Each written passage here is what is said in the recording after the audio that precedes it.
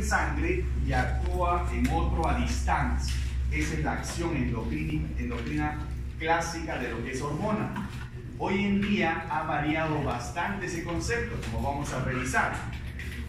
La hormona viene de la palabra griego incitar a la actividad, y la definición clásica es esta, la que les acabo de señalar. Sin embargo, hay hormonas, como ustedes van a revisar, y vamos a tratar de cubrir todos los aspectos de las hormonas en general, es que las hormonas pueden tener acción paracrina, porque esta de acá es acción endocrina, pero hay acción paracrina cuando el contenido de la secreción hormonal actúa sobre la célula adyacente. Esa es acción paracrina. La acción autocrina es cuando el producto de secreción se secreta y regula a sí misma la célula a partir del cual se produjo la hormona. Sale y regula. Y la acción intracrina es que regula el metabolismo sin salir de la célula que produce la hormona. Entonces, ustedes comprenderán que, si bien es cierto, hay que recordar que la parte sustancial de la actividad hormonal es la acción endocrina, hay acción paracrina, autocrina, intracrina, además de la acción endocrina, que es la que circula a través de la sangre. Ustedes seguramente lo han revisado con más detenimiento. Otro aspecto importante es que estas sustancias químicas, ¿no?, actúan como primeros mensajeros, ¿no? Y estos primeros mensajeros encuentran una señal que constituye un segundo mensaje a la célula. Esto va a variar, ¿no?, de acuerdo dónde actúe, porque la otra parte importante acá, que actúa como un sistema de mensajero, es que toda hormona tiene un órgano blanco. ¿Y cuál es la característica de un órgano blanco? Es que un órgano blanco es el lugar donde actúa una hormona, porque ese órgano blanco tiene receptores a esa hormona. Es más, es tan importante reconocer los órganos blancos porque así se reconoce que hay actividad hormonal. Hasta hace unos años, por ejemplo, la vasopresina, que tiene su receptor 2 de vasopresina clásico en el túbulo contorneo distal, se comenzó a identificar, por ejemplo, en los condrocitos. Imagínense, vasopresina y tiene receptor los condrocitos a la vasopresina. ¿Pero qué tiene que ver la vasopresina con el condrocito? Entonces, se comenzaron a preguntar qué efecto tenía, y indudablemente no era la retención de agua ahí, ¿no? Hoy se sabe que esa es una posibilidad para estirar y proliferar condrocitos en las personas que tienen displasias óseas, cuya severidad del cuadro se manifiesta por la acondroplasia. Ustedes han visto los acondroplásicos, son enanitos, ¿no?, cabezoncitos desproporcionados, ¿no? Ellos tienen, al parecer, ese camino, ese rumbo, porque parece que los análogos que actúan sobre ese receptor de la vasopresina tipo 2 en el condrocito, parece que sí podrían estirar en algo los huesitos de estas personas con displasia ósea. Entonces, esto se lo cuento para que vean cómo es la investigación y cómo avanza estos aspectos de las hormonas, ¿no? Y una parte importante es comprender la identificación de esos receptores. O sea, si hay receptores es porque la hormona actúa. Otra cosa es que no conozcamos, ¿no?, qué efecto tenga sobre esos tejidos, pero ese es un ejemplo. Bien, ahora, ¿de dónde derivan, no? Derivan principalmente de las células epiteliales, excepto las células de Leydig, que están en el testículo, las células de la granulosa del ovario, que es de origen del tejido conectivo, ¿no?, y las células secretoras de la neurohipófisis, de origen neuronal, ¿no? También se ha sugerido a la cresta neural como origen embriológico, ¿no?, de diferentes tipos celulares endocrinas, ¿no? Y también otro aspecto importante en el origen de las células es que todas tienen lo que se llama en fisiología endocrina en general la ley de la ubicuidad. Entonces, la ley de la ubicuidad es que cada órgano está en su sitio por alguna razón, no es al azar. El hígado está a la derecha por alguna razón, el vaso está a la izquierda, el corazón está un poquito hacia la izquierda, en el centro izquierda. O sea, no es un partido de fútbol, pero más o menos es que cada órgano está en su lugar porque Si sale de ese lugar, no funciona bien. Eso es un principio biológico. Si un órgano no está en su lugar, no funciona adecuadamente. Entonces, ¿por qué les recalco esto? Porque, por ejemplo, las células de Leydig no producen testosterona, y esas células de Leydig están bien cercanas a los conductos germinativos en el testículo. Si no estuvieran tan cercanos, esa testosterona no produciría la espermatogénesis.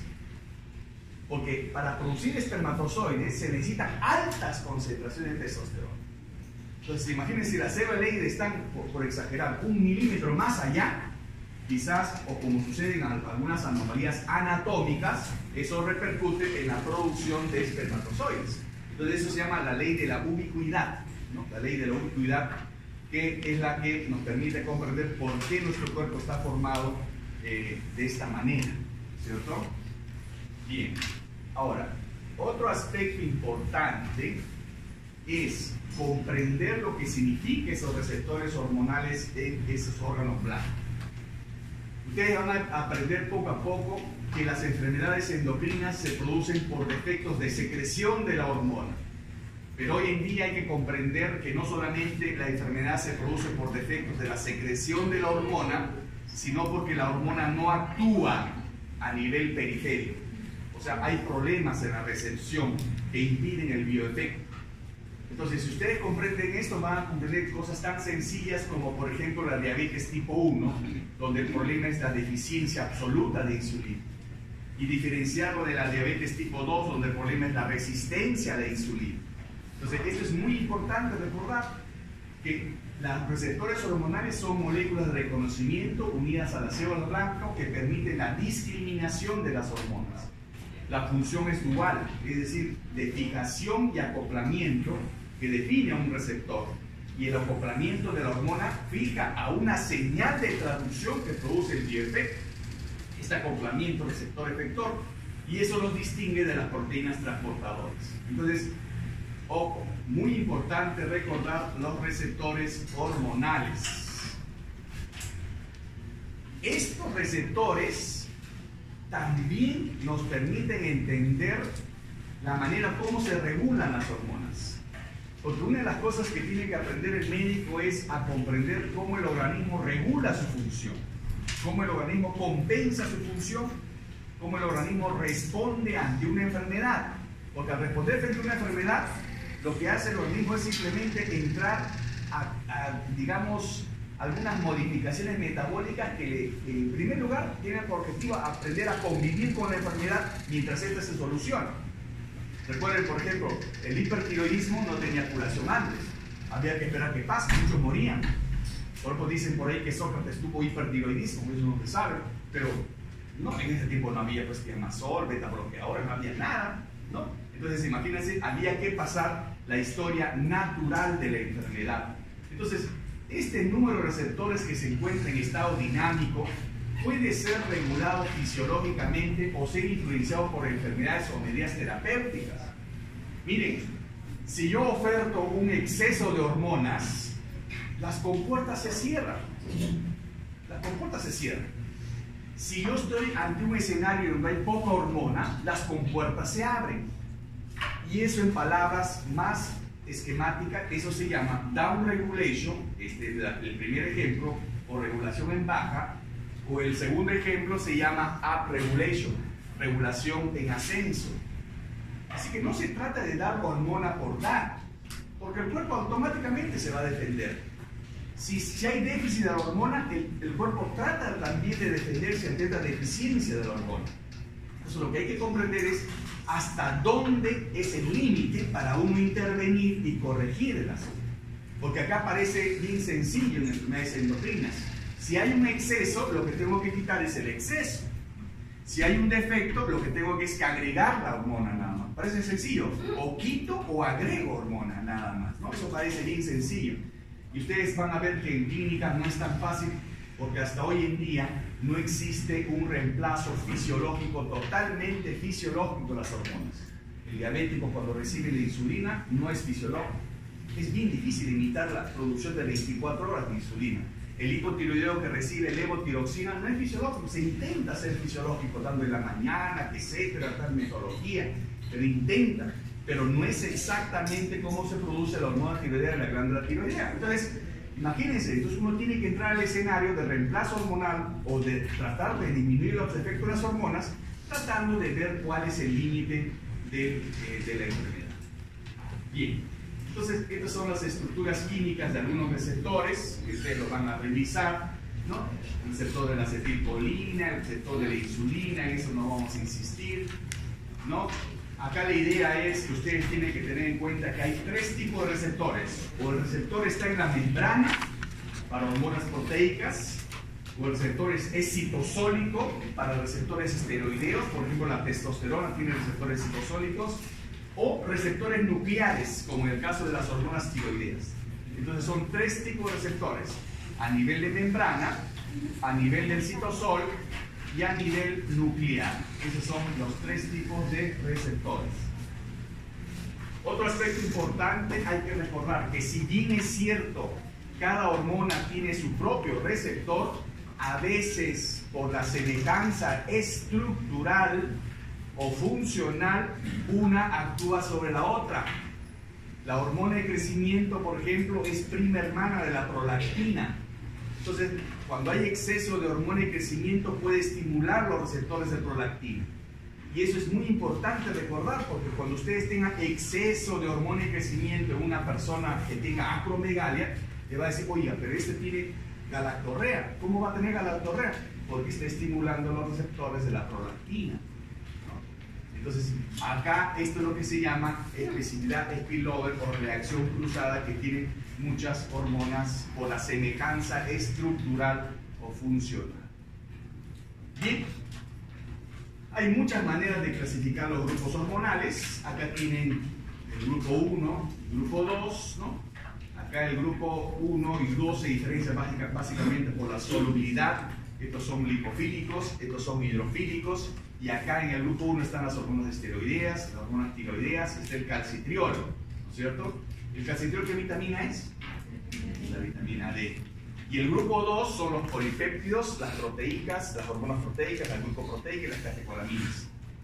Acá muy importante ver, porque miren, ¿quién tiene proteína transportadora? Esto también es importante.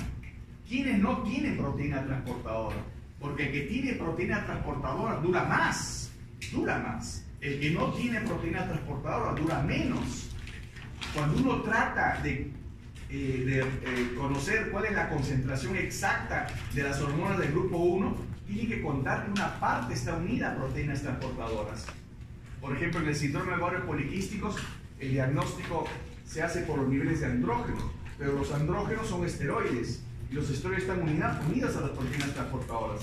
Entonces yo tengo que saber cuánto de andrógeno libre hay, y para eso tengo que determinar la proteína de transporte, para saber cuánto libre hay, cuánta fracción libre hay, porque eso es lo que me interesa. Entonces, ese es el interés de reconocer esta diferencia en que si existe o no la proteína transportadora, porque esto le da la vida media, si es prolongada o corta. Y el receptor también es diferente, ¿no? Y el mediador, el complejo receptor, o como vamos a ver, otros metabolitos que intervienen como segundo mensajero. Bien, en el grupo 1, donde estaba de ejemplo las hormonas esteroideas, miren cómo la hormona actúa sobre el receptor que está en el citosol. Y este complejo hormona-receptor que se une en el citosol va hacia el núcleo, y en el núcleo este complejo es el que propicia la formación de un RNA mensajero que sale al citosol y programa la producción de una proteína específica que determina una determinada respuesta metabólica según el tipo celular. Pero ese es más o menos el mecanismo de acción del grupo 1. En el caso del grupo 2 es interesante recordar la acción de la llamada proteína G. La proteína G es lo que está acá en este color. Esta es la proteína G. Hay un grupo hormonal que tiene una proteína G, gracias a la proteína G, ¿no? Entonces, esta proteína G muchas veces en muchas enfermedades está activa, ¿no? Por ejemplo, hay un síndrome, el síndrome de McCune-Albright, que es una enfermedad de manchas café con leche, displasia poliostótica e hiperactividad hormonal. ¿Por qué la hiperactividad hormonal que se puede manifestar por gigantoacromegalia o hipertiroidismo, ¿no? O hiperparatiroidismo? Porque está activada en exceso la proteína G. La proteína G, por eso no se deben olvidar de la proteína G. ¿Cómo se activa la proteína G? De la siguiente manera: la hormona interactúa con su receptor y ese receptor está unida a la proteína G, que tiene estas tres fracciones. Entonces, al unirse, la fracción alfa se desprende y automáticamente se forma la guanidin trifosfato. ¿Para qué? Para hidrolizar el ATP en AMP. Este AMP cíclico que comienza a aumentar en el citosol tiene dos caminos. Incrementa la proteína quinasa y esto implica la fosforilación de proteínas, de enzimas, que pueden modificar su conducta enzimática. O el AMP cíclico va hacia la mitocondria y hace que el calcio salga de la mitocondria, porque usted sabe que el calcio se almacena en las mitocondrias, o a su vez también abre los canales de calcio para que entre el calcio.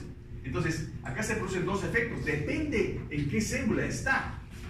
Se producen proteínas fosforiladas o se incrementa el calcio citosólico. De una u otra manera cambia el metabolismo de esa célula. Y eso debido a la acción de esta proteína G que se desprende, de la cual se desprende la subunidad alfa, ¿no? Que es la que forma el GTP, ¿no? La CGTP, no se vayan a equivocar. Entonces, y el ATP se convierte en AMP cíclico, ¿no?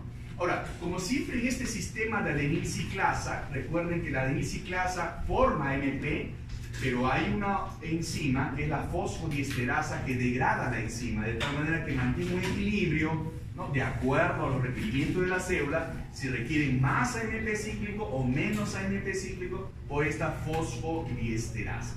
Este sistema de adenilciclasa es importante también que recuerden.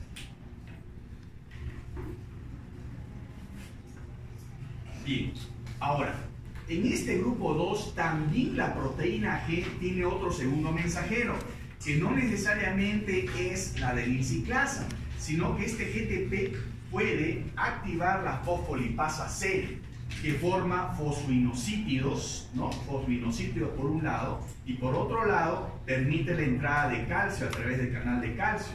Al formar los fosfoinosípidos, esto puede ocasionar un fosfoinosípido 3 o diacilglicerol. El fosfoinosípido 3 va a la mitocondria y hace lo que hace el AMP cíclico, expulsa el calcio de la mitocondria. Y el diacilglicerol o la fosfolipasa forma esta famosa sustancia que es el ácido araquidónico, que es el precursor, ¿no? De prostaglandinas, tromboxanos o leucotrienos que se van a formar según el tipo celular. Recuerden que este es un panorama general, o sea, depende de qué tipo de célula está, es que se forman los productos, ¿no? Recuerden que este calcio intracelular que va aumentando también tiene sus propios receptores, ¿no? Que son las calmodululinas, y que le permite pues activar proteína quinasa y así fosforilar determinadas proteínas. Recuerden, no es lo mismo una proteína fosforilada que una proteína defosforilada. Generalmente la fosforilación de proteínas, usted sabe muy bien por la glucogenosis, la fosforilasa, todas esas enzimas, una proteína fosforilada es una proteína activa. Una proteína defosforilada es una proteína inactiva. Eso le da mucha importancia también en este caso al fósforo. Este es el sistema de adenilciclasa, no se olviden, toda su vida se van a recordar de esta adenilciclasa, ¿no? Esto implica la acción de este segundo mensajero del estímulo hormonal, es uno de los más comunes de la actividad hormonal proteica, generalmente las hormonas proteicas, ¿no? Está sujeto a dos receptores, el estimulante y el inhibidor, ¿no? Dos juegos de proteína G, ¿no? Y cada una con su sistema de adenilciclasa que va a aumentar o disminuir esa concentración del AMP cíclico, ¿no? Y por supuesto la presencia de esta GTP, que es la que está unida a la proteína G cuando se desprende la unidad A, ¿no es cierto? Y la vía de la fosfatidilinositol, ¿no? Son dos segundos mensajeros, el sistema de la adenilciclasa y la vía del fosfatidininositol, que es la que acabamos de escribir, que implicaba la acción de la fosfolipasa, diacilglicerol, los fosfinosípidos, ¿no? Y la fosforilación de proteínas. Fácil. Bien, estas son las hormonas del grupo 1, recuerden, ¿no? Los estrógenos, los glucocorticoides, los mineralocorticoides, el calcitriol, los andrógenos, hormonas tiroideas. Y estas son del grupo 2, donde generalmente el segundo mensajero es el AMP cíclico. Miren todas las hormonas, ¿no?, que ustedes recuerdan que existen. El segundo mensajero es fosforinosípidos, ¿no? Ya está. Y algunos que o están en investigación o en realidad no hay consenso sobre su segundo mensajero. Pasa. ¿Qué interés tiene esto en que ustedes recuerden, revisen, vayan a leer sobre los receptores? Es que muchas enfermedades que ustedes estoy seguro que han revisado, porque seguro que ustedes han escuchado la diabetes tipo 2, han escuchado la enfermedad de Graves, ¿no? Han escuchado de repente la acantose nigricans, ¿no? Bueno, quizás no mucho la que dimos vitamina D resistente o el síndrome de feminización, así como se llamaba, a la resistencia de andrógenos, porque en todos ellos está implicado problemas del receptor. Por eso que muchos decían en esa época, hasta libros había de receptorpatías, porque todo esto son problemas, no es de la producción de hormona, es del receptor. Y eso nos permitía entender por qué este anticuerpo estimula el receptor de TSH y produce la enfermedad de Graves o el hipertiroidismo. La acantose nigricans, que tiene que ver con la resistencia a la insulina y que aparece poco a poco en el obeso, ¿no? Esas personas obesas que van obteniendo una tinción oscura, ¿no?, en el cuello, en las axilas, en el ingle, ¿no? Claro que en el niño hay que hacer diagnóstico diferencial con la acantose nigricans, ¿no? Porque hay que sobar con algodón y alcohol y si sale negro es nigricans y no es nigricans, ¿no? La miastenia gravis, que tiene que ver con la acetilcolina, la enfermedad grave, la resistencia a los andrógenos, lo que se llamaba el síndrome de feminización testicular, es decir, varones, los andrógenos no actúan, se quedan con el fenotipo femenino. Ellos no tienen ni pelo, en el pubis no hay pelo, no hay vello pubiano, porque sus andrógenos no actúan. Problema de receptores, es bien raro. Y la obesidad por la resistencia a la insulina, por supuesto, por disminución de receptores, ¿no? La diabetes tipo 2 también tiene que ver con resistencia a la insulina y con resistencia al calcitriol, la vitamina D resistente, ¿no? Entonces miren el panorama. Por eso es interesante que ustedes sepan cuál es la función de los receptores hormonales. Miren, esta niña tenía 12 años cuando la atendimos en el instituto, venía con su uniforme único de María Auxiliadora, ¿no? Cuando eso era de mujeres o hombres, bueno, ahora es mixto todo, ¿no? Bueno, antes era de pura mujercita, ¿no? Entonces imagínense, venía una mujercita de 12 años, sin vello público y con 2 bultos acá.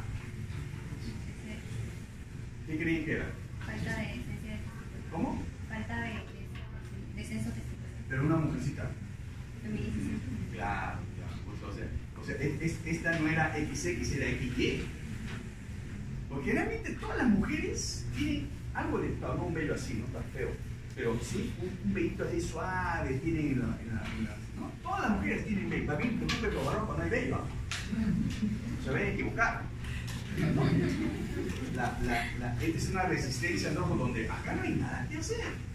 Acá no hay nada que hacer, porque acá se espera que el niño o la niña haga la niña o el niño o niña haga el estirón, porque tiene que haber estirón, porque esto significa que está en pubertad.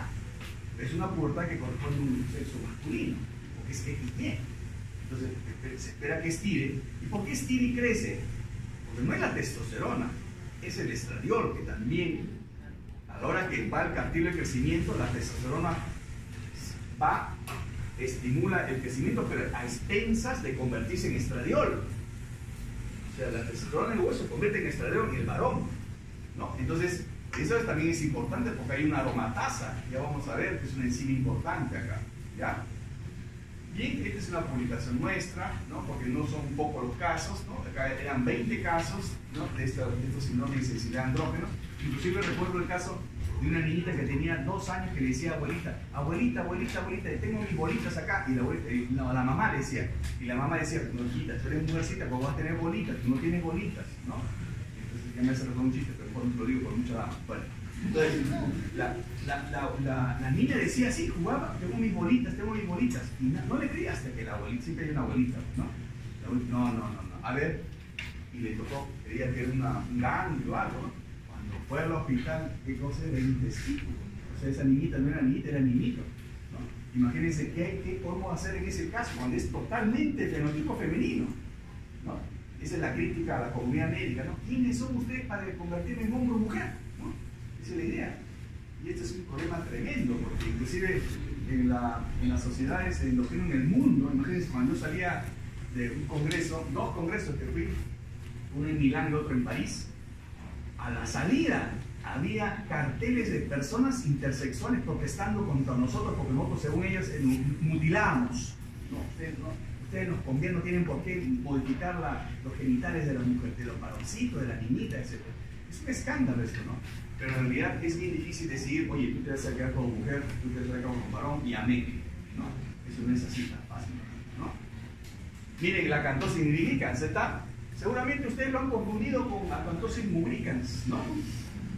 Este piña, este gorro le salió por delante, realmente sale por atrás, ¿no? Y la ventaja del niño, por eso que yo preferí estudiar niños, ¿no? Porque los niños sí pueden regresionar, en cambio en la adulto ya casi no hay nada que hacer acá, es bien difícil que desaparezca, ¿no? Hay que usar como el dermatólogo, pero acá esto desaparece si controla el peso. Esto es signo de resistencia a la insulina de un receptor, ¿no? Este es un trabajo de resistencia a la insulina en huesos, ¿no? Donde cobra importancia, pues, además del exceso de peso, los antecedentes familiares, ¿no? Los antecedentes familiares. Bien. Un aspecto importante en hormonas es el sistema de regulación que no se puede olvidar. Este sistema de regulación es la retroalimentación. ¿Qué significa retroalimentación? Que el producto regula al origen, al precursor, pero lo regula de diferente manera.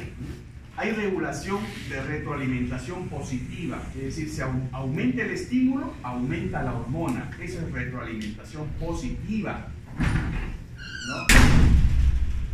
El otro es cuando el estímulo baja, la hormona sube para compensar. Esa es retroalimentación negativa. O sea, esta es retroalimentación positiva hacia arriba o hacia abajo, ¿eh? Retroalimentación positiva, cuando estímulo y hormona suben a la vez, ¿no? En cambio, cuando es en forma inversa, es retroalimentación negativa. Así como la LH hace un pico al 14º, ¿no? Perdón, los estrógenos hacen un pico y viene la LH para la ovulación, esa es retroalimentación positiva, ¿no? O de la hormona tiroidea, cuando la hormona tiroidea baja y la TSH sube, esa es retroalimentación negativa, ¿no? Pero los sistemas de regulación son bien finos, ¿no? Y en estos casos hay que recordar si es positivo, porque esto tiene que ver, digamos, no solamente el control alostérico, sino tiene que ver la manera como circulan en sangre, pasa. Y acá está. Por ejemplo, el hipotálamo dispara hormonas hipotalámicas que generalmente van a la hipófisis. Y la hipófisis pasa a las glándulas que corresponden. En este caso, por ejemplo, la hormona hipotalámica dispara la hipófisis y la hipófisis dispara un estímulo hacia el órgano blanco, que puede ser la glándula suprarrenal, puede ser la tiroides, ¿no? Pero este es el eje hipotálamo, hipófisis, órgano blanco, que puede ser hipotálamo, hipófisis, tiroides, hipotálamo, hipófisis, glándula suprarrenal, hipotálamo, hipófisis, bueno, y acá el hueso, en el caso de la hormona de crecimiento, ¿no? Entonces, de esta manera esquemática uno puede entender los circuitos de regulación, porque si acá está disminuido la hormona periférica, este es un aviso para despertar los estímulos en la parte del hipotálamo o despertar el estímulo en la hipófisis. Eso lo vamos a poner con ejemplos, ¿ya? Es decir, todo está bien regulado, acá no hay pues una coordinación abrupta, ¿no? Uno tiene que entender por qué el cuerpo a veces se desespera en regular sus hormonas, la concentración, por ejemplo, de glucosa, que es importante, la concentración de calcio, ¿no? Entonces uno tiene que entender ese mecanismo de compensación que muchas veces ocasiona también daño. Bien, y estas son las hormonas hipotalámicas, ¿no? Que muchas veces se identifican por los grupos de los núcleos hipotalámicos, ¿no? A veces es difícil diferenciarlos, ¿no? Pero más o menos tienen esta distribución, ¿no? Sobre todo lo que más se identifica, ¿no? Están ligados a la hormona, a la antidiurética y la oxitocina, ¿no? Pero acá tienen los productos de función de estos núcleos hipotalámicos. Eso lo vamos a ver con cada eje. Y las hormonas hipofisiarias, cuya conexión es vascular con la de la hipófisis y es neuronal con la neurohipófisis. Recuerden que la adenohipófisis sí produce hormonas, La neurohipófisis no produce hormonas. Las hormonas vienen de arriba, del núcleo supraóptico y paraventricular, y bajan a través de las neurofisinas y se acumulan acá en la neurohipófisis. Entonces son dos estructuras que forman parte de una misma glándula, pero que tienen diferente origen en la secreción hormonal. ¿De acuerdo? La hipófisis entonces tiene dos regiones, anterior y posterior, que producen diversas hormonas, ¿no? Y ahí ustedes pueden ver la diferencia. Uno es vascular, el sistema portal hipofisiario, y el otro es neuronal, ¿no? Porque a través de los axones bajan las neurofisinas, así se llaman las proteínas de transporte de las hormonas de la neurohipófisis, bajan hacia esa porción posterior. Entonces, en la hipófisis anterior, el sistema porta, ¿no? Y en la neurohipófisis está conectado por neuronas, no se olviden. Esta es la regulación. El hipotálamo tiene neuronas que secretan libelinas, ¿no? Que secretan también las hormonas de la neurohipófisis, y las hormonas producidas por el hipotálamo son transportadas de sangre hasta la hipófisis directamente por el sistema porta, ¿no? Estos factores reguladores del hipotálamo estimulan la producción de la adenohipófisis, ¿no? Ya vamos a ver qué factores hipotalámicos estimulan qué grupo hormonal en la hipófisis, pero ese es el orden, ¿no? Y las hormonas de la adenohipófisis pasan a la circulación sistémica y de ahí a los órganos diana o blanco, así se llama, órganos diana o blanco. Y estas son las hormonas hipofisiarias. Miren, acá sí hay un poquito más de exactitud en los porcentajes, ¿no? Las células corticotropas, las células gonadotropas, las lactotropas y miren las somatotropas, ¿no? En mayor porcentaje, ¿no? Y ustedes dirán, pero el adulto, ¿cómo va a tener mayor porcentaje de somatotropas si el adulto ya no crece? Es que la hormona de crecimiento no solamente es estimulante del crecimiento, es metabólica. Una de las más sencillas es que nos ayuda a controlar el peso, la hormona de crecimiento. Por eso uno tiene que dormir bien, porque en la noche se despierta la hormona de crecimiento. Por eso le ayuda a regular el peso. Y lo otro es el ejercicio. El ejercicio se eleva la hormona de crecimiento. Por eso que el ejercicio, entre otros factores, nos permite controlar el peso, porque es lipolítica. La hormona de crecimiento es lipolítica. Y las tirotropas, que tienen que ver con la TSH. Entonces, son dos ejes hormonales. Aparte del sistema endocrino, está el sistema nervioso simpático y parasimpático. Este es más rápido como sistema órgano regulador del metabolismo, y este es más lento. ¿De acuerdo? Entonces hay que tener mucho cuidado con esto, porque a veces, yo voy a poner un ejemplo bien sencillo, ¿no? A veces personas que son hipotiroideas, ¿no? Están todas decaídas, ¿no? O sea, me refiero a los niños, ¿no? Están en el colegio, ¿no? De repente hacían su máximo esfuerzo porque el sistema adrenérgico estaba bien elevado, y eso les permitía, a pesar que esto estaba bajo las hormonas tiroideas, eso estaba elevado y le permitía responder a las preguntas de la profesora. Pero ¿qué pasa cuando uno da el tratamiento?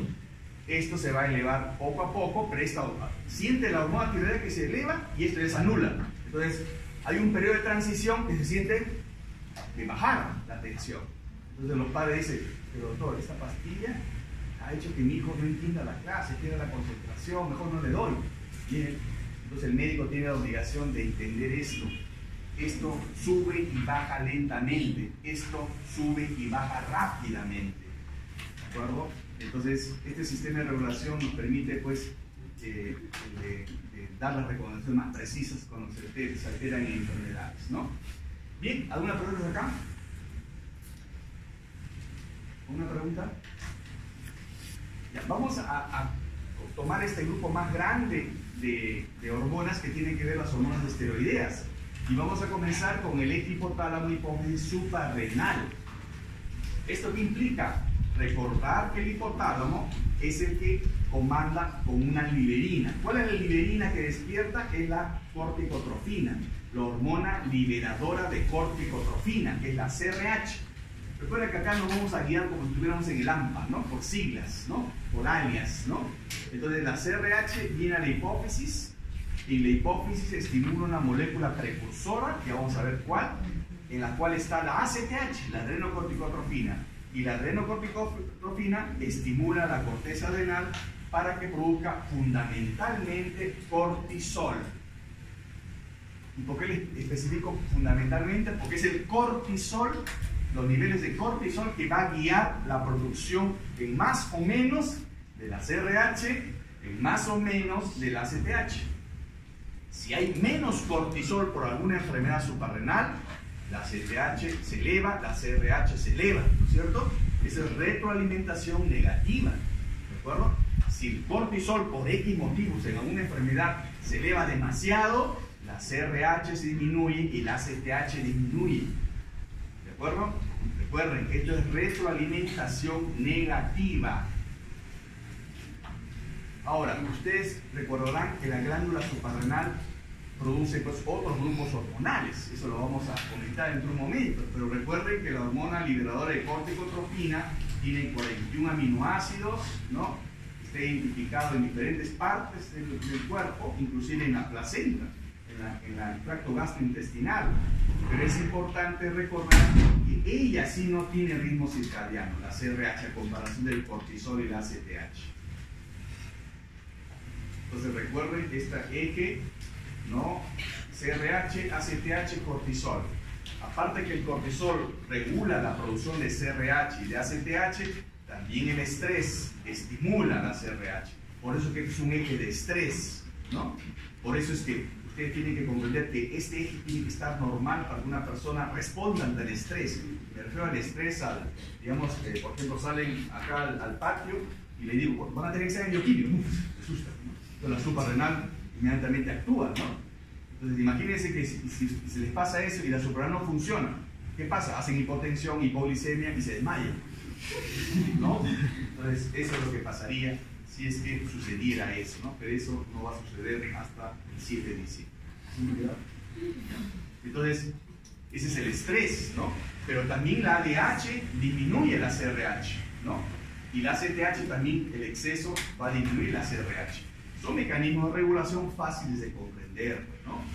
Y miren cómo se va incrementando conforme se acerca al momento del parto, porque se va preparando al momento de estrés para regular todo, ¿no?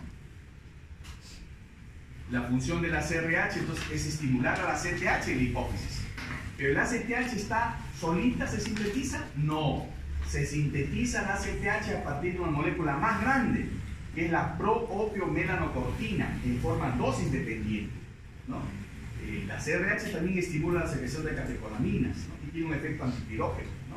Pero acá es importante recordar que la ACTH es estimulada por la CRH, porque la CRH estimula una molécula más grande, que es la pro-opiomelanocortina, que contiene a la ACTH.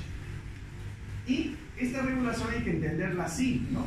Generalmente los glucocorticoides, sobre todo ellos, y los andrógenos que produce la suprarrenal, tienen este eje regulador, el eje hipotálamo hipófisis suprarrenal.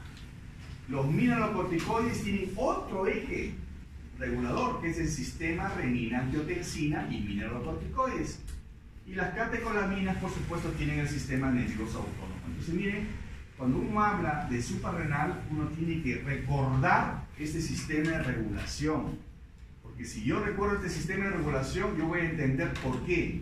Cuando mi suprarrenal está anulada, mi misma suprarrenal está destruida por enfermedad o por lo que sea, todo esto falla. Pero si mi enfermedad comienza desde el hipotálamo, que no dispara lo que debe disparar a la hipófisis, y la hipófisis no dispara lo que debe disparar a la suprarrenal, ahí es otra cosa diferente. Es muy diferente. Entonces, porque acá está fallando esto nomás, pero no está fallando esto. Y si está fallando esto, porque este es depende del hipotálamo, va a producirse los efectos de la deficiencia de los glucocorticoides, pero no de la deficiencia de mineralocorticoides, porque acá está regulado por otro factor. Miren, qué importante es recordar dónde y quién regula a quién. Ahora, estas hormonas tienen un ciclo de sueño-vigilia, ¿no? Aumentan después de la medianoche hasta el pico máximo a las 6 de la mañana. Si ustedes duermen bien, es otra cosa. Se va a elevar bien la ACTH y el cortisol, y por eso que ustedes levantan como leones, ¿no? Entonces, eso si duermen bien, más la GH, más la leptina, más la grelina, más el 10% menos de tasa metabólica basal, están en la jungla, ¿no es cierto? Entonces, eso es cuando se duerme bien, porque respetan este ciclo, sueño-vigilia. Este ritmo circadiano no existe en el neonato, que se desarrolla aproximadamente a los 6 meses. Entonces, los primeros 6 meses todavía hay que desarrollar este eje, ¿no? Este eje regulador, ¿no? Pero recuerden, este eje regulador que tiene que ver con ACTH y cortisol, no tiene que ver con la renina, que regula la aldosterona. Este es el ACTH, es un péptido de 39 aminoácidos, ¿no? Se forma a partir de quién? Del POM. ¿El POM qué cosa es? La pro-melanocortina, que contiene, además del ACTH, contiene alfa-melanoestimulante, beta-melanoestimulante, gamma-melanoestimulante, el péptido del lóbulo intermedio similar a la corticotropina, la beta-lipotropina y las endorfinas. O sea, no se libera solo. Por eso es que cuando uno tiene alguna suprarrenal enferma, por ejemplo la enfermedad de Addison, se enferma la suprarrenal, no se produce cortisol, ¿quién se eleva? La ACTH, se eleva la ACTH, ¿no es cierto? Porque no se produce cortisol, se eleva la ACTH. Baja el cortisol, se eleva la ACTH. Entonces, ¿cómo yo tengo al paciente que tiene cortisol bajo y ACTH elevada? Cortisol bajo, tiene hipoglicemia, hipotensión, decaimiento, desmayo, etc. Ese es el cortisol. ¿Y cómo yo sé que la ACTH está elevada? Porque está pigmentado, está oscuro.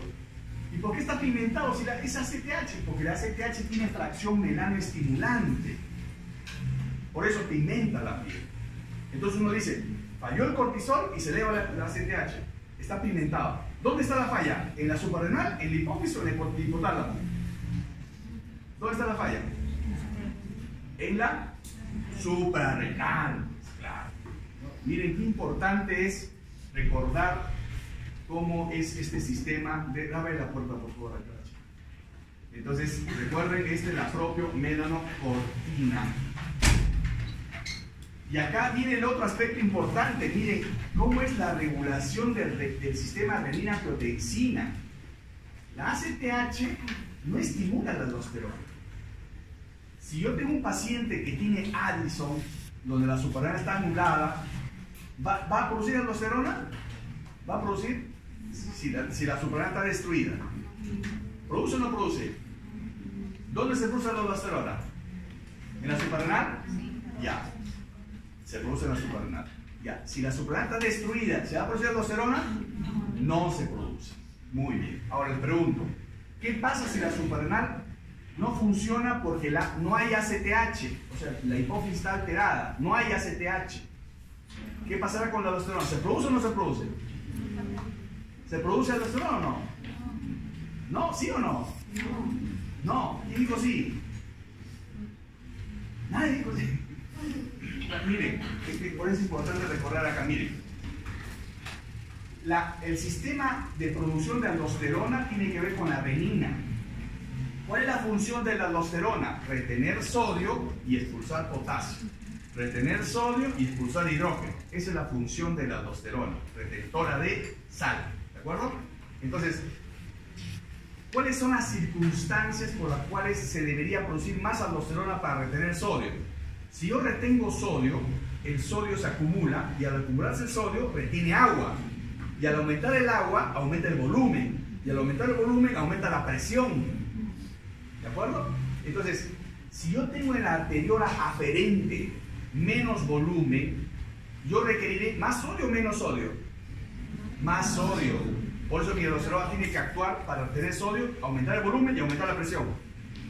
O sea, la hipovolemia hace que se despierte la aldosterona. ¿De acuerdo? ¿Cuál es el otro? Si hay hiponatremia. Claro, si el sodio está en el suelo, ¿quién tiene que responder por mí? La aldosterona. Para que retenga sodio, retiene sodio, se corrige todo. Entonces hay dos estímulos, la hiponatremia y la hipovolemia, que estimulan a la aldosterona. ¿Cómo? ¿Cómo hace eso? Porque se despierta primero la renina en el aparato juxtaglomerular. Ese es el sensor. El juxtaglomerular siente la hipotensión, siente la hiponatremia y sale la renina. ¿Qué hace la renina? Reconoce al angiotensinógeno que se sale del hígado. El angiotensinógeno es una proteína que sale del hígado y la convierte en angiotensina 1. Y la angiotensina 1 va a los pulmones y se convierte en angiotensina 2. Y esa angiotensina 2 va a la capa de los mineralocorticoides para producir ¿qué cosa? Aldosterona. ¿Por qué? Porque activa la enzima que produce aldosterona, ¿no? Entonces, por eso es que la renina tiene un eje estrecho de regulación con la aldosterona. Es el sistema renina-angiotensina-aldosterona, que regula la capa glomerular, la capa externa. La ACTH regula más el cortisol y los andrógenos. Entonces, ojo, si falla la suprarrenal, falla todo, ¿no es cierto? Falla la función de todo. Pero si la falla de suprarrenal es de arriba, por ejemplo, si yo tengo un niñito, yo siempre hablo con un niñito que tiene un tumor de hipófisis, o un tumor X, craniofaringioma, que es el más común, y ese niñito tiene, digamos, el cortisol bajo, ese niñito que está con el cortisol bajo, ¿es porque su suprarrenal no funciona o porque no funciona la hipófisis hipotálamo? No funciona de acá, ¿no es cierto? Y si no funciona de acá, ¿yo qué veo en la clínica? Deficiencia de cortisol, ¿no es cierto? ¿Y lo veré pigmentado ese niño? No lo veo pigmentado porque la ACTH está baja. Está baja la ACTH, baja el cortisol. Porque el tumor está impidiendo la producción del CTH. No hay cortisol. Entonces, ¿cuál es la expresión clínica? Es un niñito que tiene signos de insuficiencia suprarrenal por deficiencia de cortisol, pero no tiene exceso de ACTH y por lo tanto no está pigmentado. ¿De acuerdo? En cambio, si la suprarrenal misma falla, es la misma suprarrenal que tiene una enfermedad, la más común, la adrenalitis autoinmune, no produce cortisol, la ACTH se eleva. Porque acá no hay nada, el problema está en la suprarrenal. Y como se eleva, entonces yo tengo signos de deficiencia de cortisol más pigmentación. Miren cómo es la expresión clínica y cómo uno esperaría que haya alteración del equilibrio hidroelectrolítico o no. Si está comprometido el sistema renina-angiotensina o no. ¿Cuándo no responde este sistema? Cuando falla toda la glándula, pues. Pero si no está fallando la glándula por sí, sino simplemente porque falla el hipotálamo y falla la hipófisis, esto está intacto. Y no tiene por qué darme... A ver, si hay un cuadro de insuficiencia suprarrenal, así, de la misma glándula, agarro mi glándula suprarrenal y la destruyo así. Y la destruyo así. ¿Habrá hiponatremia? Si yo destruyo mi glándula suprarrenal, ¿habrá hiponatremia o no? Sí hay hiponatremia. ¿Cómo está el potasio? Está elevado, muy bien. ¿Cómo está el hidrógeno? Elevado, ¿no es cierto? Elevado. Y si está elevado el hidrógeno, ¿cómo está el estado de equilibrio ácido-base? ¿En acidosis o alcalosis? En acidosis. Entonces, ¿cómo está el paciente? El paciente viene clínicamente en acidosis, hiponatremia y hipercalemia. ¿Sí o no? Ahí está. Eso es lo que tienen que recordar. Pasa. Pasa. Bien. ¿Quieres hablar conmigo? Pasa nomás. Ya. Entonces, acá, otra es la gráfica. Miren, disminuye la presión arteriolar o disminuye el sodio. ¿Esto qué despierta? La renina. ¿Qué hace la renina? Convierte el angiotensinógeno en angiotensina 1. Esta angiotensina 1 en el endotelio pulmonar, gracias a una convertasa, se convierte en angiotensina 2. Y la angiotensina 2 va a la capa glomerular para sintetizar aldosterona. Específicamente aquí, a la enzima que permite formar aldosterona. ¿Cuál es? La 18-alfa hidroxilasa. La 18-alfa hidroxilasa. Estos son los efectos de los glucocorticoides a nivel intermediario. Ya lo hemos visto, el metabolismo intermediario, lo que produce, ese lo vamos a repetir. Las altas concentraciones suprimen la respuesta inmunitaria, tiene efecto antiinflamatorio en dosis alta, ¿ok? Son necesarios para el mantenimiento de la presión arterial, claro, porque los glucocorticoides favorecen la producción de angiotensinógeno. O sea, el angiotensinógeno se produce gracias a los corticoides. Y el gasto cardíaco normal, inhiben la liberación de ADH y tienen actividad mineralocorticoide cuando están en exceso. O sea, si yo le doy corticoides a una persona en buena dosis, también tiene efecto mineralocorticoide. Y por eso es que la respuesta al estrés es importante. Recuerden el ritmo circadiano, ¿no? Miren cómo baja y cómo amanece, ¿no? Pero para que suceda esto, tengo que respetar pues, el ciclo vigilia-sueño. Cuando ustedes viajan de América a Europa, ahí tienen lo que llaman el jet lag, ¿no? O sea, creo que se desequilibran en el sueño, están cansados, no saben si dormir, estar despiertos. Eso sucede en algunas personas más que en otras, ¿no? Eso es el ritmo circadiano normalmente hormonal. O las personas que trabajan de noche, ¿no? Como los policías, los médicos que hacen puras guardias, ¿no? Entonces, también hay que tener en cuenta que es parte de la medicina ocupacional. ¿En qué trabajas para yo cuidarte mejor y prevenir enfermedades por el trabajo, ¿no? Esta es la enfermedad de Addison. Miren cómo está pigmentado el niño. Y acá no recuerdo si tengo la gráfica, pero las encías se pigmentan como se pigmenta el perro. Por eso se llama el signo de la boca de perro.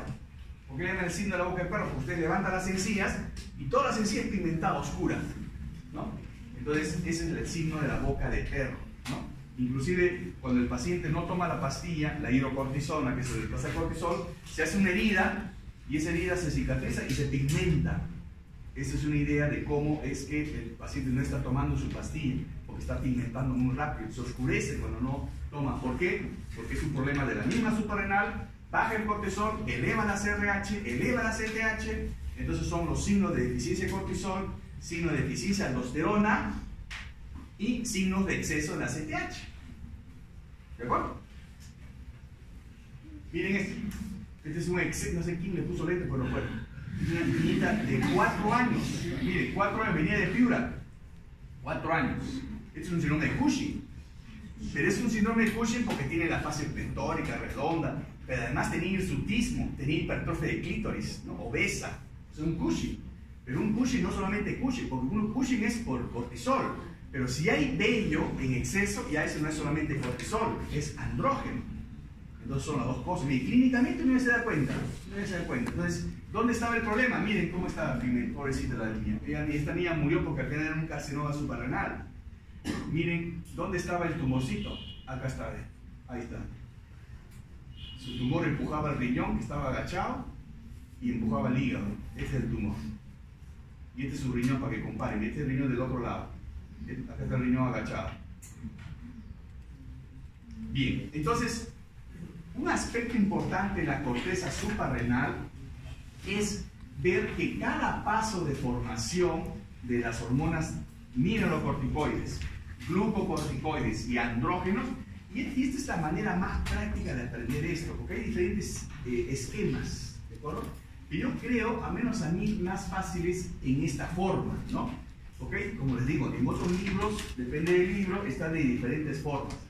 Miren, todos estos grupos hormonales, los mineralocorticoides, los glucocorticoides y los andrógenos, tienen como propulsor inicial ¿a quién? Al colesterol. Al colesterol. Y este es el mismo esquema que vamos a utilizar para poder comprender por qué el testículo produce andrógenos, o por qué el ovario produce estrógenos, o por qué la suprarrenal produce mineralocorticoides y glucocorticoides y andrógenos. Miren, son las mismas vías, solamente que están bloqueadas y que permiten derivar en diferentes productos según la programación genética del tejido. Pero miren, el colesterol comienza por ahí. Esto baja a pregnenolona y a progesterona por esta enzima, la 3-hidroxiesteroide deshidrogenasa. Esto lo que hace es ser sustrato de una liasa para hidroxilar. Hidroxila la pregnenolona, hidroxila la progesterona. Y acá vienen los pasos importantes, cuando se forma la progesterona y la 17-hidroxiprogesterona. Porque esta se va a convertir en el siguiente precursor gracias a esta enzima, 21-hidroxilasa. ¿Por qué les recalco esta enzima? Esta enzima les recalco porque es la enzima que se encuentra en el 95% deficiente en los casos de una enfermedad que se llama hiperplasia suprarrenal congénita. A ver, ustedes ayúdenme. Si no hay actividad de la 21-hidroxilasa, ¿qué se acumula? ¿Progesterona y qué más? Muy bien, ok. Y si no hay, y se acumula estas dos, ¿quién se acumula menos? ¿Quién se concentra menos? ¿Quién al final? El cortisol. O sea, si el cortisol baja, ¿qué pasa con la ACTH? Aumenta la ACTH. Como aumenta la ACTH, ¿aumenta la captación de colesterol? Sí, porque acá no está bloqueado. ¿No es cierto? ¿Está bien? Síganme. Ya, aumenta la captación de colesterol. Se forma más progesterona, más dihidroprogesterona. ¿Esto seguirá su camino o está bloqueado? Entonces, ¿el estímulo hacia dónde va? ¿Hacia dónde va? Andrógenos. Esa patología existe y esa es causa de ambigüedad sexual en una niñita que nace con ese problema de deficiencia de 21-hidroxilasa. Ahora, hay otras enzimas, pero la 11-beta-hidroxilasa también produce algo parecido, miren. O sea, simulan una insuficiencia suprarrenal porque disminuye el cortisol y disminuye la aldosterona. Ahora, ustedes me van a decir cuál es la clínica. Viene una niñita que no ha sido diagnosticada, vamos a poner que sea un varón, que sucede lo mismo, solamente que no tiene genitales ambiguos, porque no es varón, es mujer.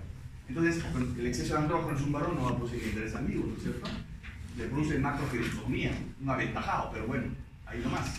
Pero no, lo demás normal. Pero en la mujercita sí es genitales ambiguos. Entonces ustedes me van a decir, cuando hay deficiencia de 21-hidroxilasa, a ver, díganme ustedes, ¿qué manifestaciones clínicas tendría ese paciente? A ver, díganme. Vamos, lance. ¿Cuál? Uno nomás digo. ¿Cuál? Digan nomás, por favor, no estamos interactuando, no estoy tomando examen. Acumulación de progesterona. Acumulación de dihidrogenasa, pues ya, de acuerdo. Ya, por eso es que se mide esto para hacer el diagnóstico de esa enfermedad. ¿Qué más? Disminución de progesterona. Ya, ¿cómo? Y aumento de ACTH. Ya, ¿cómo está el paciente? Pigmentado. Pigmentado, muy bien. Entonces está pigmentado. 1, 2. ¿Qué más? Disminución de aldosterona. Entonces, pero eso ¿cómo se expresa? Hiponatremia. ¿Qué más? Hipercalemia. ¿Qué más? Acidosis. Muy bien. O sea, miren, hiponatremia, hipercalemia, acidosis y pigmentado, ¿no? ¿Estará deshidratado? Sí. ¿Por qué? Así es, está perdiendo sal. No retiene sal. Ya tenemos el diagnóstico, ¿ves? Hiponatremia, hipercalemia, deshidratado con acidosis. ¿No es cierto? ¿Estamos bien o no? Ahora, hay otras deficiencias enzimáticas, como esta también, y ustedes ya se darán cuenta cómo es que se va bloqueando las líneas y quién se acumula, ¿no es cierto? Ahí está, ¿ven? Y ahí se bloqueó la 21-hidroxilasa. ¿Hacia dónde va? La producción de andrógenos. ¿Y qué se produce? ¿El hijo de Farfán? No. No es el hijo de Farfán. Es una niñita pigmentada. Así se pigmenta, miren. Y casi se pelean sus papás, ¿ah?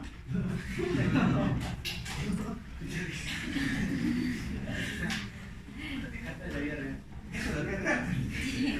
¿Y por qué se peleaban? Porque eran de Cajamarca. ¿Cómo son los cajachos? Son blancones los cajachos. Estamos siempre de excepciones, pero son blancos. Imagínate, tienes tú blanco y la esposa blanca y sale un negro. ¿Qué es lo que piensa el papá? En serio, esto es la vida real, casi se divorcian. Yo tuve que aclarar, venga, no, venga, tuve que aclarar. Esto no es por él, hay que explicarle bonito, como fueran alumnos de bioquímica. Esta es la sí, bonito. Porque miren, ahí están las encías pigmentadas, eso es lo que llaman boca de perro. Ahí se nota mucho, pero ese es el signo de la boca de perro, la pigmentación por ACTH. Entonces, ahí la insuficiencia suprarrenal, ¿dónde está? ¿En la suprarrenal o arriba? En la suprarrenal. Lo que pasa es que este es un defecto genético de la suprarrenal. ¿Está bien? Y este es lo que interesa, amigos, miren. Esta es mujercita. Esta cosa es un clítoris. un clítoris de aspecto peniano. Y esto no es escroto, son los labios mayores que se han escrotalizado por el exceso de andrógenos. ¿Se dan cuenta? Esta es la única experiencia in vivo en el ser humano de que el exceso de andrógenos probablemente influye en el cerebro, en la masculinización del cerebro. Ahí nomás me voy a quedar, porque no voy a dar más explicaciones, porque eso no hay mucho consenso, pero yo supongo que sí. Yo tengo pacientes que ya son adultos, bueno, han pasado años, más de 30 años en el hospital, mis pacientes ya tienen 25 años, 24 años, ¿no? Y algunos son homosexuales, las mujercitas sobre todo, ¿no? ¿Por qué? Porque hay la teoría del exceso de andrógenos masculiniza el cerebro. Y las niñitas son más agresivas que los otros, pero eso hay muchas opiniones al respecto, pero ahí no más para no herir susceptibilidades. Bueno, ahí está. Entonces, miren, el labio mayores escrotalizados. Miren, así vienen, ¿ven? Entonces uno ve, es una interpretación para la mujer. Pero en el médico, eso lo he dicho mal, ¿no? Porque el médico no es esa sobre, no es, es un hipertensión, es de la actitud. No que es una supresión, no así. Es soberbia, ¿no? Soberbia nunca, ¿de acuerdo? Entonces, ahí viene, miren, deshidratado, como dicen los pediatras, planchado, hiponatremia, hipercalemia, hiperpigmentación, acidosis. ¿Y por qué acidosis? ¿Y por qué están hiperventilando? Por exceso de hidrógenos que estimulan el centro respiratorio. ¿De acuerdo? Taquimia no. La taquimia es taquimia, o sea, superficial. En cambio, la acidosis, claro que en el niño se ve menos, ¿no? Ya no hago más porque me mareo. Ahí está, el otro igualito, ¿no? Por eso el ojo clínico no es que sea más inteligente, ¿no? Ese también es un error. El ojo clínico en medicina es el que ve más pacientes, nada más. Como les conté el otro día, hasta mi técnica de enfermería dice, doctor, ahí tienen una hiperplasia cerebral congénita. ¿Cómo saben? La congénita es amigo, me dice, y te voy a explicar. Así me dice. Ahora, hay estudios genéticos que hay que hacer, pues, ¿no? En nuestro laboratorio, que apenas los pollan, hacemos esto, ¿no? Entonces, esta es la última publicación, donde hay, pues, mutaciones genéticas, ¿no? Y esta es una enfermedad autosómica recesiva. Eso quiere decir que por cada embarazo existe el 25% que sale de hiperplasia cerebral congénita. Por cada embarazo. Eso no tiene que ser consecuencia genética. Porque el 50% salen portadores. O sea, y ese portador, por mala suerte, se casa con otro portador, sale el otro, ¿no? Por eso que en el futuro el examen del prenupcial va a ser el examen genético. A ver, delegada, quiere casarse con el susodicho, su genoma es de tal sentido. ¿Usted se atreve a casarse con él? Se atreve, cásese, ¿no? Eso va a ser el futuro, pues, ¿no? Y la médula suprarrenal que produce adrenalina, ¿no? Adrenalina. Miren acá sí la base fundamental es la tirosina. Acá, gracias a esta dopa de carboxilasa, se va formando dopamina y de ahí viene la noradrenalina y la adrenalina, ¿no? Acá lo interesante es que la médula suprarrenal produce, pues, efectos de acuerdo al receptor también, ¿no? Alfa 1, alfa 2, esto lo han visto en fisiología de repente, beta 1, beta 2, beta 3, que tienen que ver con la termogénesis, ¿no? Tienen diferente efecto según su lugar de acción. La noradrenalina, por ejemplo, es un alfa agonista beta 1 débil y menor acción de beta 2. Acción en el hombre son principalmente el sistema cardiovascular, ¿no? Y la adrenalina es un potente estimulador alfa y beta adrenérgico y son particularmente importantes a nivel cardiovascular. Actúa sobre receptores beta 1 en el miocardio. Por eso es que cuando uno agarra receptores beta 2 es menos específico, ¿no? Entonces, por eso, antiguamente, por ejemplo, para el asma se utilizaba la adrenalina. Se colocaba, yo me acuerdo, lo he hecho, estaba en emergencia, 3 dosis de adrenalina. 1, 2, y no respondía 3. Y si no, aminofilina adentro. Así era, no había nada más.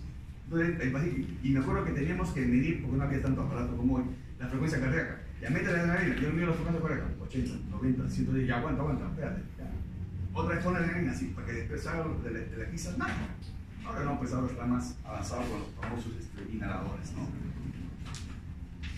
Acá lo interesante es recordar, así como hablamos del exceso de efecto de hormonas de la corteza suprarrenal, es cómo yo detecto el exceso de catecolaminas por la bendita medición de ácido varenil mandélico. Si yo detecto metanefrinas, yo detecto exceso de catecolaminas. O sea, hoy en día estos se miden en sangre y estos se miden en orina. Y eso me permite detectar el famoso tumor que produce exceso de catecolaminas. ¿Cuál es el tumor? ¿Cuál es? Feocromocitoma, sin alusiones personales. Feocromocitoma. Es el tumor productor de catecolaminas. ¿De acuerdo? Y ahí está, miren, antes y después, miren.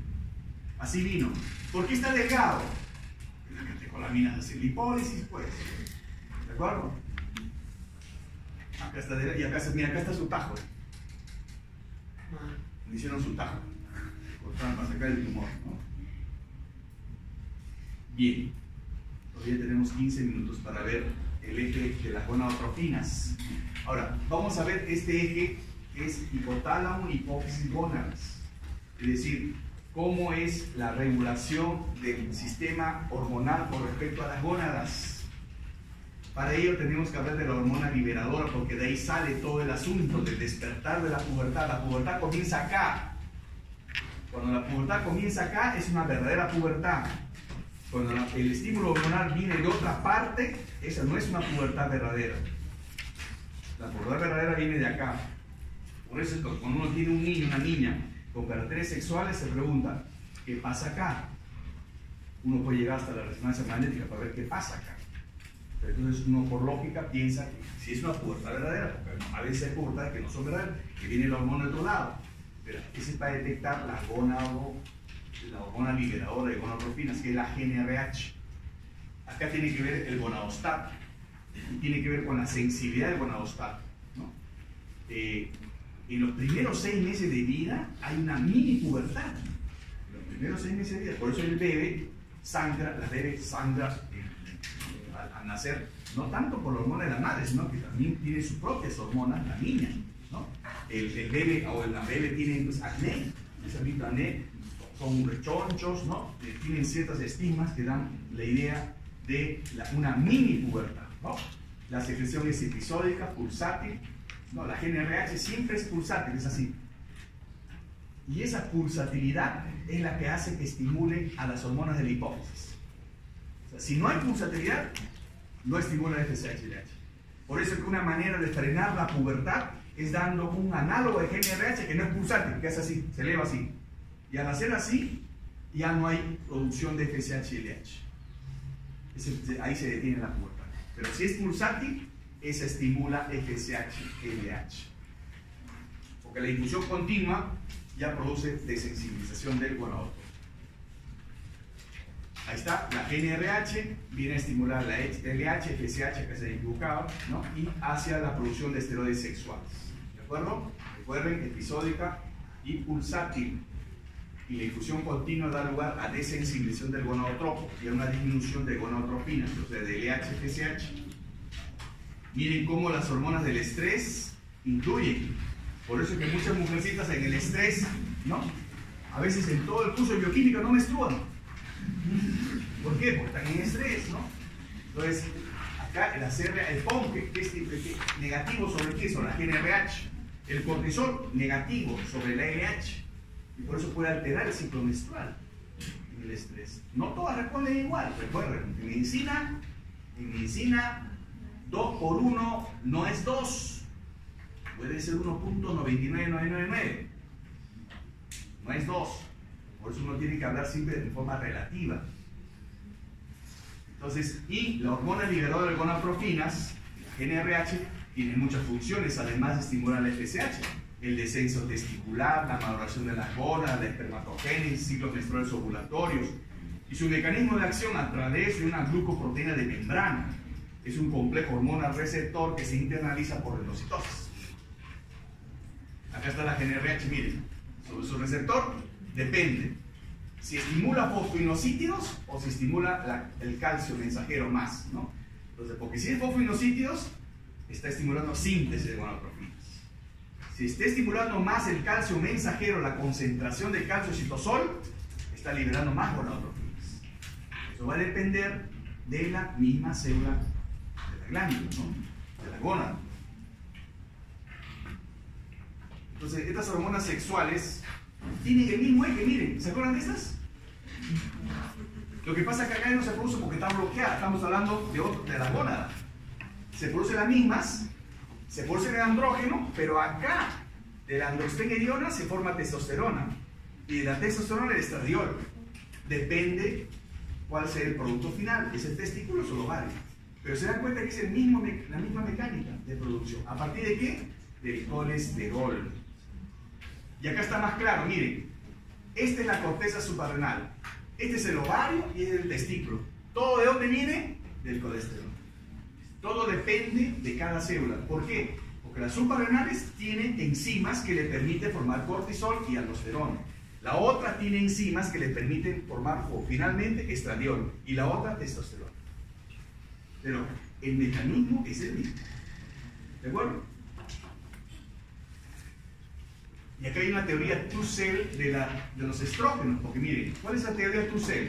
Las células de la teca, ¿no? Los andrógenos de las células de la granulosa aromatizan estrógenos. Entonces, las células teca producen andrógenos y las células de la granulosa lo aromatizan a estrógenos. La aromatización es un fenómeno, una reacción muy importante. ¿Qué es la aromatización? Es la conversión de un andrógeno a estrógeno. La aromatización.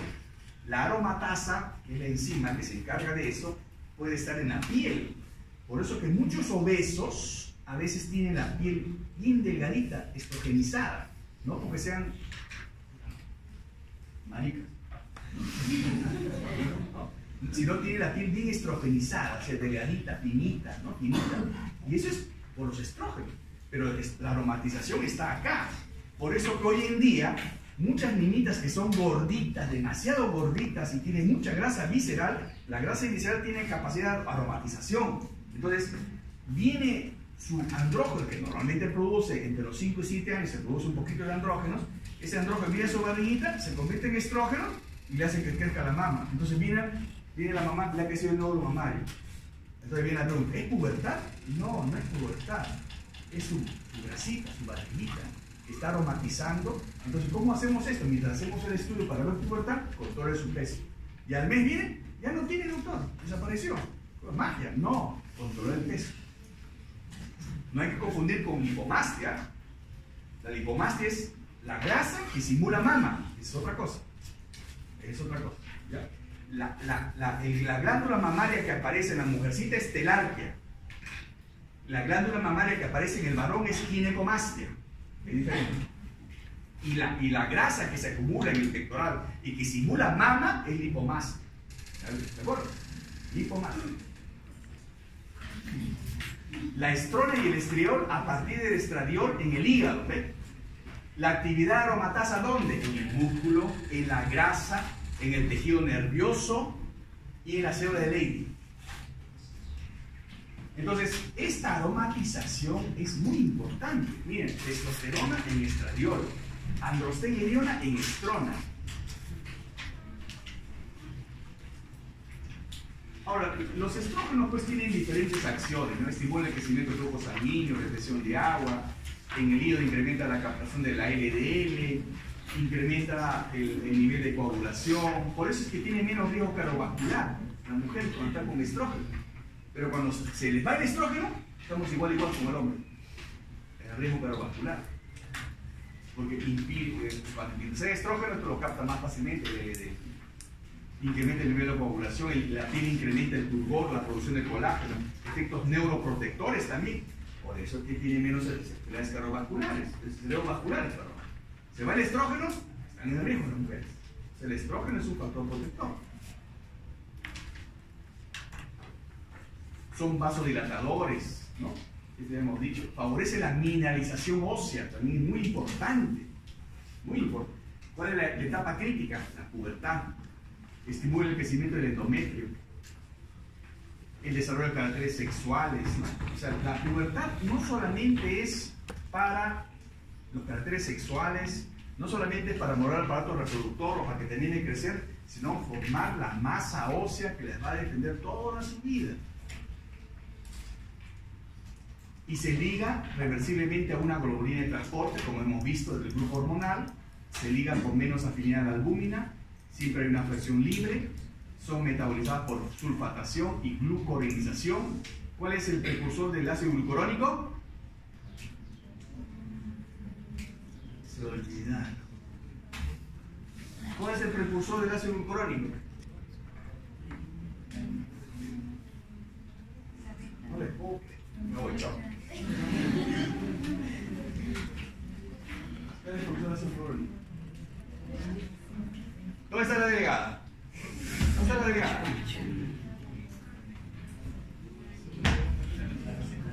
Dios mío. El ácido glucurónico. El ácido glucurónico. ¿Tú mira? ¿Y con el el ácido glucurónico cuál es? ¿Glucosa, aminoácido o ácido graso? Glucosa, pues. La vía alterna en el ácido urónico. La glucosa.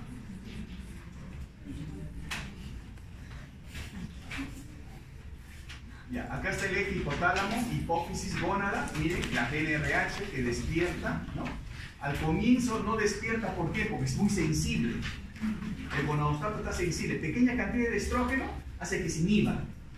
Entonces, cuando hay desensibilización, necesita más estrógeno. Por eso comienza a activarse todo. Entonces, acá va a depender de la sensibilización para que salga en forma pulsátil la GnRH a liberar FSH-LH, va al ovario y dispara el estrógeno, progesterona al útero para que crezca y viene pues el llanto menstrual. Es el llanto, ¿no? Es la desesperación del útero ante la desesperación de no ser madre.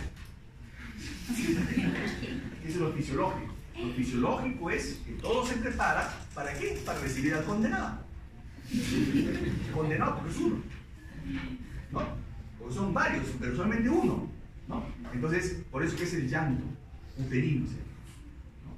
Porque se prepara todo, no viene el desgraciado y llora, ¿no? Esa es la menstruación. Entonces, la FSH estimula la célula granulosa y determina la maduración de los folículos ovarios, los cuales producen estrógeno. Y la LH, la luteinizante, sinérgicamente con la FSH, conduce a la maduración del folículo de Graf y a la formación del cuerpo lúteo, responsable de la formación de progesterona, en la segunda etapa, como ustedes saben. Hay una etapa de estrógenos y hay una etapa de progesterona, la segunda etapa, ¿no?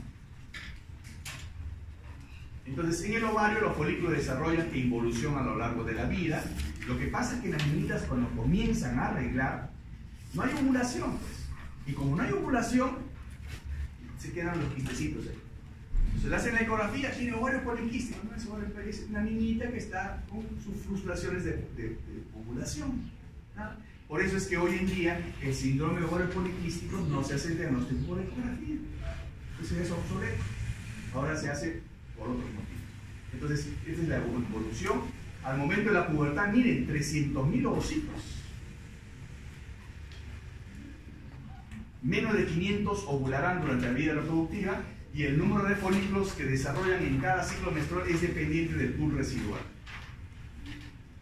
Acá está, la prepubertad, gonadostato sensible.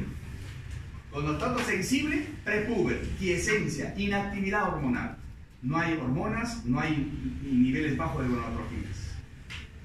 En la pubertad, desensibilización del gonadostato. Comienza, se activa la GnRH de manera pulsátil, comienza a producirse FSH, LH y el ovario comienza a explotar.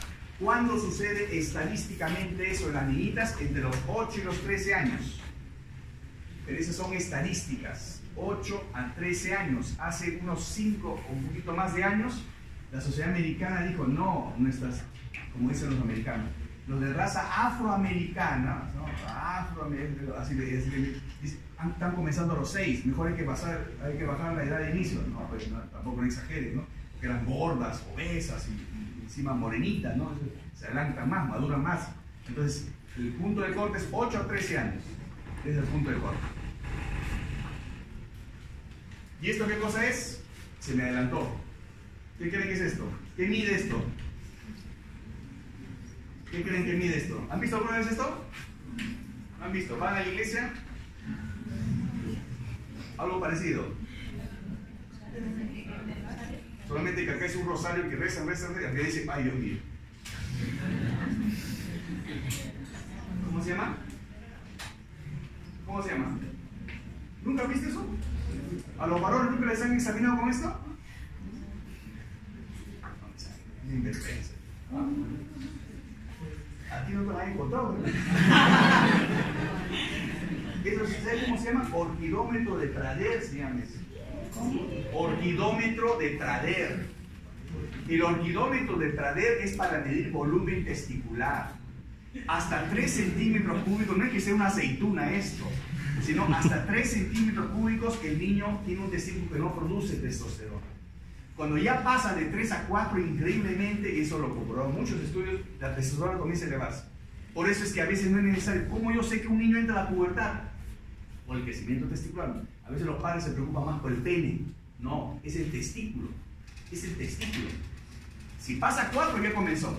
Y el niño va avanzando, avanzando, no estira. Acá no estira, no estira. Y acá recién comienza a estirar y le cambia la voz. Así es la evolución. No todos llegamos acá, así que no se preocupen. Lo importante es, el éxito es acá. Porque hasta el Klinefelter llega hasta acá y regresiona. El Klinefelter puede llegar hasta acá increíblemente y entonces por eso no tiene que limitar la progresión. Ahora, ¿por qué les señalo esto? Porque miren, si yo tengo caracteres sexuales, miren cómo es útil esto, miren. Si yo tengo caracteres sexuales de un bebé, de un niño, el pene grande, el vello púbico, hay andrógenos, ¿no es cierto? ¿De dónde vienen los andrógenos generalmente de un varón? Del testículo. Pero si ese testículo está chiquitito, ¿de dónde más pueden venir los andrógenos? ¿De un varón?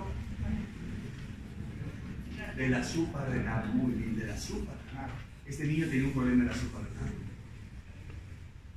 Bien, volvemos al ciclo menstrual, la fase folicular, la ovulación, la fase lútea, ustedes ya saben todo esto no lo vamos a repetir. En la fase folicular temprana también es necesario recordar que hay baja concentración de estrógeno al final de la fase lútea y feedback para incrementar ¿qué cosa? La secreción de FSH, y esa va a estimular más folículos ováricos. Y los folículos producen más estrógenos, y los estrógenos por feedback negativo hacen lo mismo con las gonadotropinas, ¿no? Con el GnRH. Un folículo se hace dominante, los otros se atrofian, ¿no? El nivel elevado sostenido de estrógeno produce retroalimentación positiva a la pituitaria y ocasiona un pico de LH. A mitad de ciclo se eleva el estrógeno y se produce un pico de LH. Y la LH es la que produce la maduración del ovocito y la ovulación. La LH estimula prostaglandinas, proteasas, que dirigen a la ruptura de la pared folicular. El ovocito es liberado de su unión a la pared folicular y es expulsado del ovario. Y en la fase lútea, pues ahí se ve más la influencia del cuerpo lúteo que inicia la secreción de progesterona, ¿no? El folículo roto se convierte en cuerpo lúteo bajo la influencia de LH. La actividad folicular ya regresión es la segunda etapa, ¿no? El cuerpo lúteo también después de otros 14 días y el embarazo no ocurre y el nivel de progesterona y estrógeno disminuye. Estas son las modificaciones ya endometriales que tienen que ver con las dos fases, ¿no? La fase folicular, proliferativa, estrógenos, la fase lútea, secretora, ¿no? Acá es progesterona, ¿no? Y acá al final, si no viene la anidación, todo se cae. Bien, y el varoncito, para terminar, el varoncito está entre los 9 y los 14 años. El varón comienza entre los 9 y 14 años, ¿no? El crecimiento testicular, en el feto, el número y la actividad de las células de Leydig aumenta entre 11 y 17 semanas de gestación. Por eso es importante que esto comience a funcionar y el andrógeno comience a tener su efecto en el sistema nervioso central. El incremento transitorio de andrógenos en los primeros 6 meses de año es lo que se llama la mini pubertad. Acá se produce el testículo testosterona, dihidrotestosterona, androstenediona y también estradiol. En años prepuberales más androstenediona. La testosterona estimula el desarrollo de los túbulos seminíferos con el FSH y la testosterona incrementa por la noche, al igual que el LH.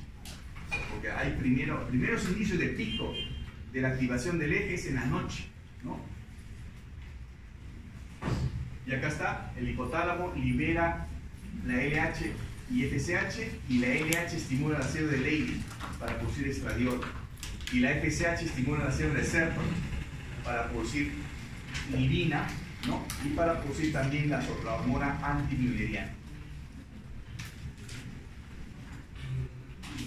Acá está la producción, miren, las glándulas endocrinas, los testículos, las suprarrenales y los ovarios, cada uno con su grupo hormonal, ¿no?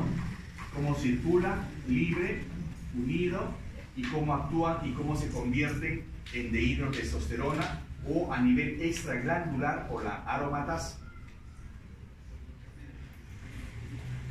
Acá está la célula de Leydig, son las células rosaditas, producto andrógenos, controlado por LH, la Sertoli, inhibina y el factor antimülleriano. Quien controla la FSH y las células germinales, los espermatozoides. Quien controla la FSH y los andrógenos. Estas son las acciones de la testosterona, desde la diferenciación in útero, formación del pene, escroto. Esta es la testosterona bajo la forma de dihidrotestosterona. ¿Cómo se convierte la testosterona en dihidrotestosterona? Por una enzima llamada 5-alfa reductasa. Entonces tiene que haber esta conversión para que se produzcan los efectos. Si no hay esta conversión, esto no se produce. Y estos son los efectos generales de la misma testosterona, ¿no? De la misma testosterona. Esa es la pubertad. La pubertad también es adolescencia porque significa adolecere, los cambios físicos que va pasando el niño o la niña, ¿no? Entonces eso también hay que comprender. La adolescencia engloba la parte de cambios de conducta, ¿no? Mental, ¿no? Miren cuando crece lo que no debe crecer, ¿no? Porque un varón no tiene esto. Esta es una pubertad precoz contrasexual. Cuando es una pubertad contrasexual porque está desarrollando del otro sexo. Era un tumor suprarrenal este niño. Este pobre niño tenía un tumor suprarrenal que producía estrógenos. Y a este niño no tenía nada, campeón de natación, nada por acá, nada por allá. ¿No? Síndrome de Turner. Síndrome de Turner. ¿No? Síndrome de Turner. Ya, lean eso, síndrome de Turner. Porque ustedes vean la aplicación, pues de qué estamos hablando, ¿no? Y este es el caso de Lina Medina, ¿no? Ustedes saben el caso de Lina Medina, está en todos los libros, ¿no? Nació en el 33, embarazó a los 5 años, cesárea a los 5 años y 9 meses. Su bebé nació con este peso y ya murió a los 33 años de un infarto, ¿no? Ella vive hasta ahora en un callejón de Surquillo, tiene más de 80, casi 90 años tiene. Este es nuestro trabajo, este no lo vamos a comentar ya. Miren, a veces uno tiene que enfrentarse a casos como este, crece la mama, una niñita de 1 año y medio, hay que ver si es un caso aislado, es una pubertad precoz como esta, miren. Y estos son los trabajos de investigación. Este niño, por ejemplo, que fue publicado también por nuestro grupo, ¿sabe cómo vino? Vino por un cuadro de tos al Hospital Regional de Trujillo, le toman la placa, sale una masa, ¿no? Y lo pasan a cirugía de tórax. Cirugía de tórax. Tenía una masa pulmonar, pero tenía que operarlo, ¿no? Entonces, ¿quién se da cuenta? El cirujano, pues, cuando son cirujanos, tienen que, no sé, no tienen que examinar bien, clínico, tienen que ser. Va a la técnica, le va a tender la cama, lo descubre al niño y le ve una cosota.